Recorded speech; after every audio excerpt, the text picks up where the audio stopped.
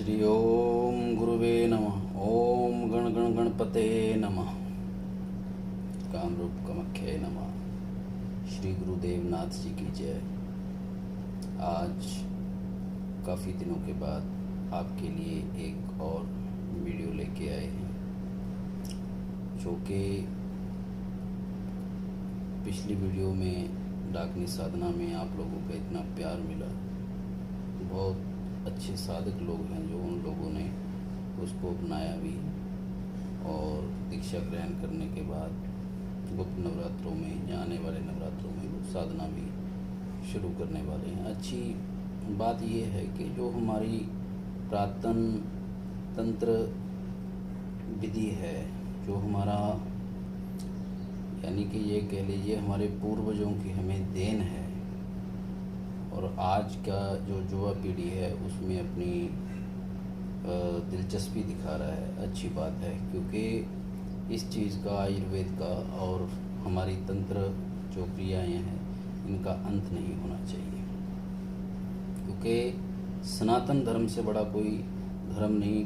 5000 साल पुरानी हमारी सभ्यता है, और इतने इतने बड़े जादूगर हुए हैं, इतने बड़े बड़े सिद्ध पुरुष हुए हैं, इतने बड़े बड़े तांत्रिक हुए हैं इन सिद्धियों को करने के बाद। लेकिन कलयुग है, कलयुग के अनुसार जो भी जीवन काल चल रहा है जिन लोगों का भी, तो उनमें अच्छे बुरे दिन सभी के ऊपर आती है। अच्छी बुरी घटनाएं हर एक के ऊपर घटती हैं।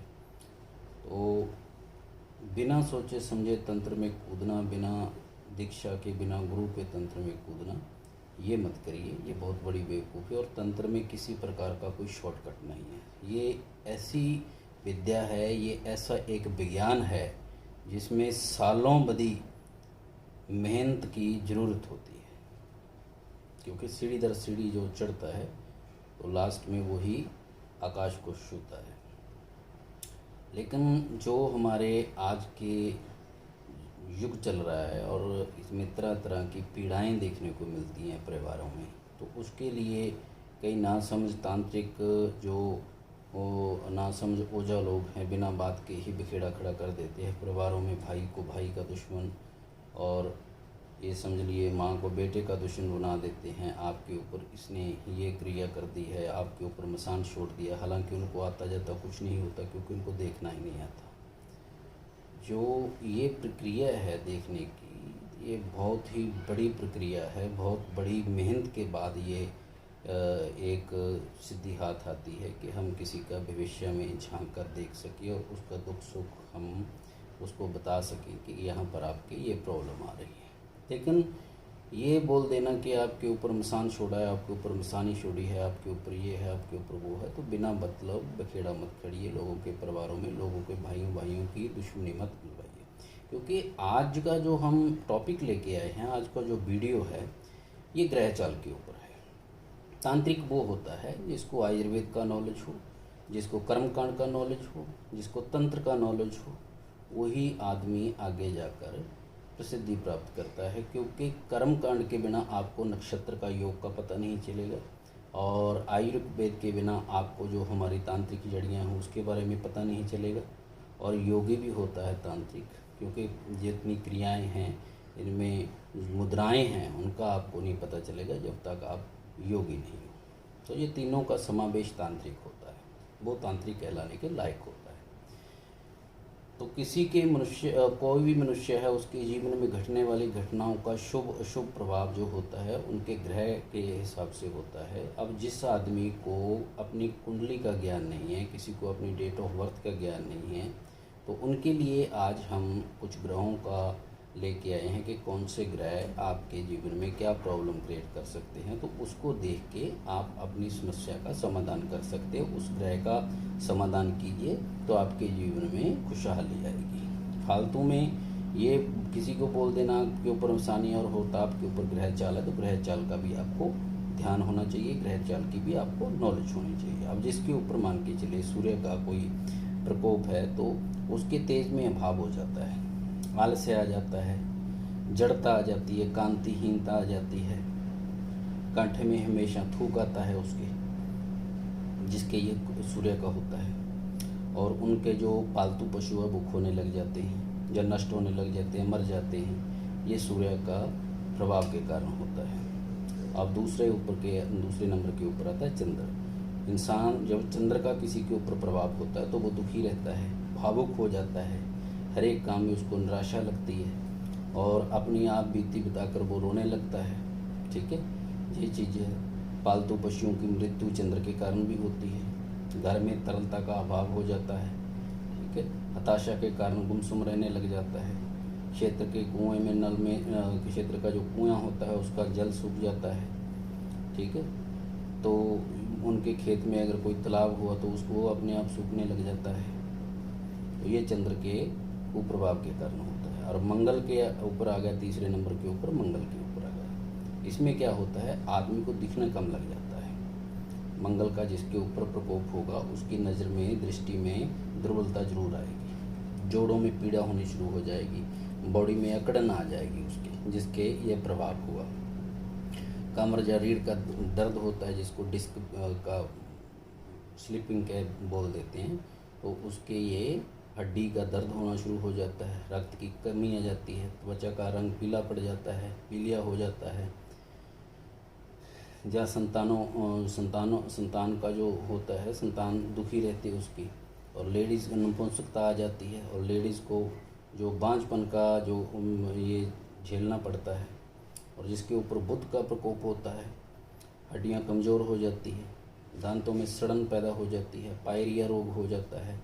ठीक है, ये हकलाहट आती है, हिचकी आती है, जो भी बोलेगा आदमी को समझ नहीं आएगी, ये बुध के कारण होता है। कंधों में, गर्दन में जकड़न, ये बुध के कुप्रभाव के कारण होता है। और वैवाहिक संबंध में भी उनके दिक्कत आ जाती है। व्यापार में अगर किसी के साथ हिस्सेदारी चल रही हो तो उसमें भी खटास पैदा होगी। ठीक है, पर स्त्री गमन करेगा वो। ठीक है, ये चीज़ें जो होती है वो बुध के कारण होती है। अहंकारी हो जाता है, अहंकार से हानि होती है उसको, पड़ोसी से हमेशा अनबन रहती है उसकी, और कर्ज के नीचे दब जाता है। ये बुध के कुप्रभाव के कारण होता है। फिर आ जाता है बृहस्पति। अब सर के बाल उड़ना सबसे ज़रूरी होता है, जो बीच में से गंजा हो जाता है वो बृहस्पति का प्रकोप होता है, जो टाइम से पहले होता है। सोने का खो जाना, चोरी हो जाना, ठीक है, ये होता है। शिक्षा में रुकावट आ जाती है। ठीक है, और जो आपकी असफलता है, प्रेम में असफलता लगती है उसको। ठीक है, बंदे तब भी उसमें आता है। और संतान हानि होती है, बुरे स्वप्नों का आना, भूत प्रेत दिखना, ये बृहस्पति के कारण होता है। और जो 6वें नंबर पे आ जाता है वो है शुक्र। पुरुषों में ये ज़्यादा होता है, जिसका शुक्र का कुप्रभाव हो उसको स्वभाव दोष होना या लिंग दोष, पर स्त्री लोलुपता, ये सिस्टम आ जाता है। शुक्राणुहीनता आ जाती है, शुक्राणुओं की कमी आ जाती है, और पुरुष तत्व में दुर्बलता आ जाती है, और पड़ोसी से हमेशा अनबन रहती है, और कर्ज इतना बढ़ जाता है शुक्र से। कर्ज का बढ़ना भी एक प्रकार से शुक्र का ही प्रकोप होता है। और ज़्यादा से ज़्यादा वो मेहनत करे, और मेहनत के बाद भी उसको ये आर्थिक हानि रहे, भूमि हानि रहे, ये शुक्र का होता है। और शनि का तो 7वें नंबर पे शनि है। शनि का आप सभी जानते हो, व्यापार में हानि होगी, रोज़गार में हानि होगी। ठीक है, इज्जत की कमी होगी, अपयश, मान सम्मान में हानि होगी। अगर कोई लोहे का काम करेगा उसमें उसको किसी प्रकार का कोई सही ढंग से वो उसका कोई कारोबार है या कोई कारखाना है लोहे से बनी चीज़ों का, जिसके ऊपर शनि का प्रकोप हो, वो कभी चल नहीं सकता, उसमें उसको घाटा ही लगेगा। बुरे कार्यों में प्रवृत्ति जागेगी, मकान वगैरह, ज़मीन वगैरह बेचने पर उतारू हो जाएगा।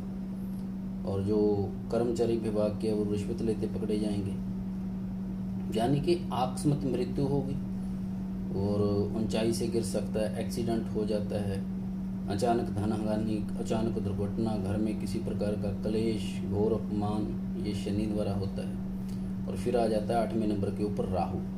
राहु से संतानहीनता होती है। सबसे पहले तो ये है कि विद्या हानि, संतान हानि, ये राहु के द्वारा होती है।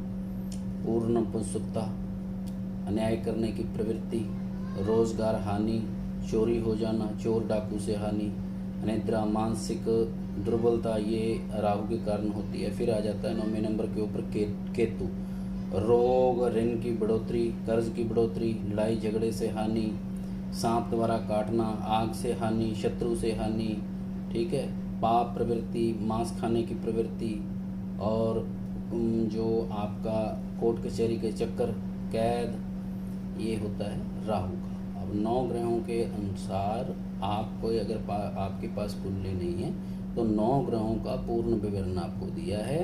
कोई भी आपके जीवन में कोई ऐसी किसी प्रकार की घटना घट रही है तो आप अपने जीवन में घटने वाली घटनाओं के अनुसार आप उस ग्रह का आप उपाय कर सकते हो और ज़िंदगी में आगे बढ़ सकते हो। जय माँ कामरूप कामाख्या, जय माँ अन्नपूर्णा।